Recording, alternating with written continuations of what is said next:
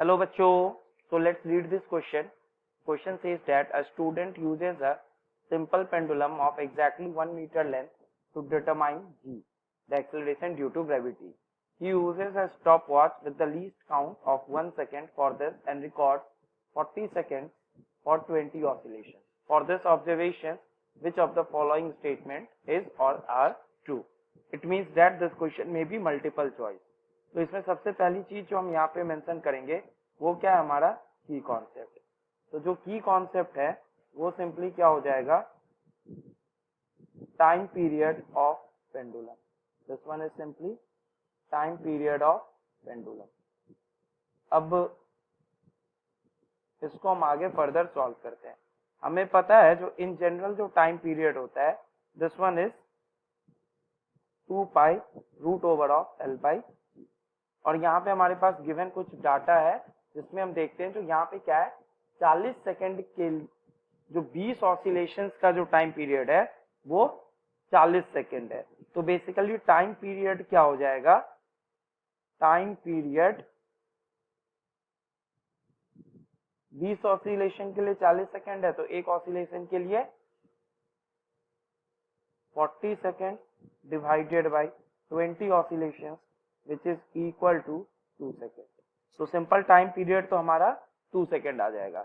अब जो यहाँ पे रिलेटिव एरर, जो रिलेटिव एरर है इन मेजरमेंट ऑफ टाइम, ये क्या हो जाएगा, delta T divided by T.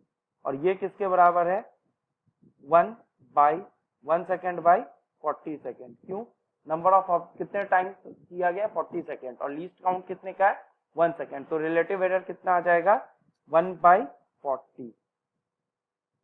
अब हमें ये पता है तो यहां से जो delta T by T will be equal to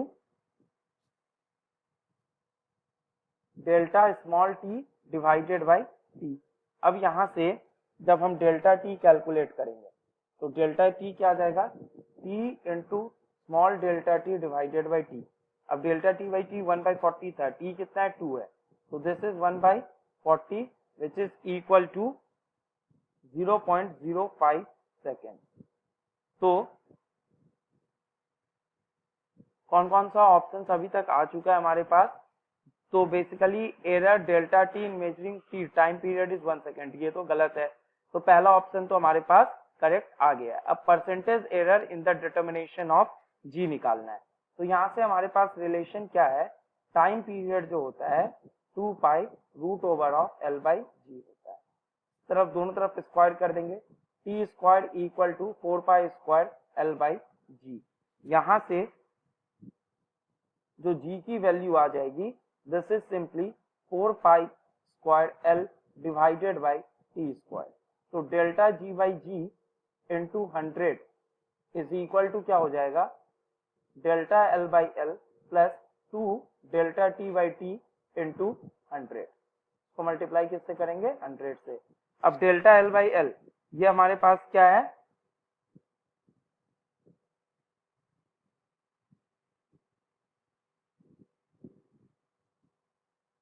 ये लेंथ में है, तो लेंथ में बेसिकली कोई एरर है नहीं। अब 2 delta T by t, delta T by t तो हमारे पास डेल्टा टी बाई टी था which is equal to 2 into 1/40 into 100। तो यहाँ से ये क्या आ जाएगा, 200/40 विच इज इक्वल टू 5%। तो कौन कौन से ऑप्शन करेक्ट है, option A and option C जो है ये आपस में करेक्ट है। So I hope you have understood the solution very well and all the best.